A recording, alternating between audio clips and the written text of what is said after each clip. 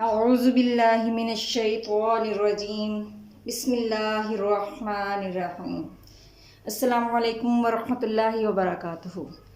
ناظرین، آج ہم سورۃ الانفال کے رکوع نمبر 10 سے دیکھیں گے کہ 9th کلاس کے طلباء اور طالبات کے لیے کس طریقے سے بورڈ میں پیپر میں مشقی سوالات کو حل کیا جا سکتا ہے۔ ہر رکوع کے بعد کچھ سوالات دیے جاتے ہیں جن کو مشقی سوالات کہا جاتا ہے، تو پیپر میں ان کے نمبر ہوتے ہیں، ان کو حل کرنا ہوتا ہے۔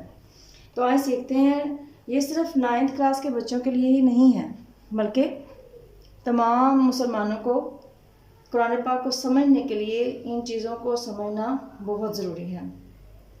تو چلیں شروع کرتے ہیں۔ بسم اللہ الرحمن الرحیم۔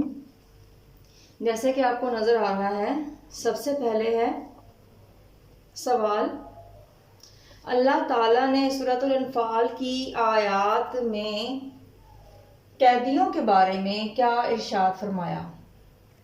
یا اللہ تعالیٰ نے بدر کے قیدیوں کے بارے میں کیا انعام ارشاد فرمایا؟ یا بدری قیدیوں کو اسلام قبول کرنے کی صورت میں انہیں اللہ تعالیٰ کی طرف سے کیا انعامات دیے گئے؟ یعنی سوال گھما پھرا کر آ سکتا ہے۔ سب سے پہلے ضروری یہ ہے کہ ہم سوال کو اچھے طریقے سے سمجھیں کہ ہم سے سوال میں پوچھا گیا ہے۔ آیا لفظی ترجمے میں سے اس کا آنسر ہے، یا بامحاورہ ترجمے میں سے اس کا آنسر ہے، یا پھر سورت کی یا رکوع کے تھوڑی سی تشریح یا تفسیر میں سے اس کا آنسر ہے۔ تو سب سے پہلے ہم سوال کو سمجھیں، تو سمجھنے کے بعد اگر ہم جواب دیتے ہیں تو بے شک جواب انشاءاللہ درست ہی ہوگا۔ لیکن اگر سوال ہی ہم سمجھیں نا اور اس کو اچھی طریقے سے پڑھیں نا اور اس کا جواب بس بے دھیانی میں دے دیں، تو عموماً چانسز یہی ہوتے ہیں کہ وہ سوال غلط ہو جاتا ہے، اور پھر بچے سمجھتے ہیں کہ ہم نے تو صحیح کیا، پھر یہ غلط کیسے ہو گیا۔ تو یہاں پہ میں نے آپ کو مثالیں دے دی ہیں کہ اس طرح سے مختلف صورتوں میں سوال جو ہے وہ کیا جا سکتا ہے۔ تو اس سوال کا جواب دیکھتے ہیں۔ اللہ تعالیٰ نے سورۃ الانفال کی آیات میں قیدیوں کے بارے میں ارشاد فرمایا کہ اے پیغمبر صلی اللہ علیہ وآلہ وسلم، جو قیدی تمہارے ہاتھ میں ہیں ان سے کہہ دیجئے کہ اگر اللہ تمہارے دلوں میں ایمان کی نیکی معلوم کرے گا تو جو مال فدیہ تم سے لیا گیا ہے اس سے بہتر عطا کرے گا۔ نمبر 2، اور تمہارے گناہ معاف کر دے گا۔ نمبر 3، اور اگر یہ لوگ تم سے دغا کرنا چاہیں، یعنی کافر لوگ اگر مسلمانوں سے دغا کرنے کی غرض سے ایمان لاتے ہیں تو یہ پہلے ہی اللہ سے دغا کر چکے ہیں، تو اسی لیے اس نے ان کو تمہارے قبضے میں کر دیا۔ یعنی اللہ تعالیٰ نے ان کو مومنوں کے قبضے میں اسی لیے کیا کیونکہ وہ اللہ سے دغا کر چکے ہیں۔ آگے اگلا سوال دیکھتے ہیں۔ سوال ہے ہمارا، سورۃ الانفال کی آیات میں اللہ تعالیٰ نے ہجرت اور نصرت کے بارے میں کیا باتیں ارشاد فرمائی ہیں؟ تو جواب کچھ اس طرح سے ہے۔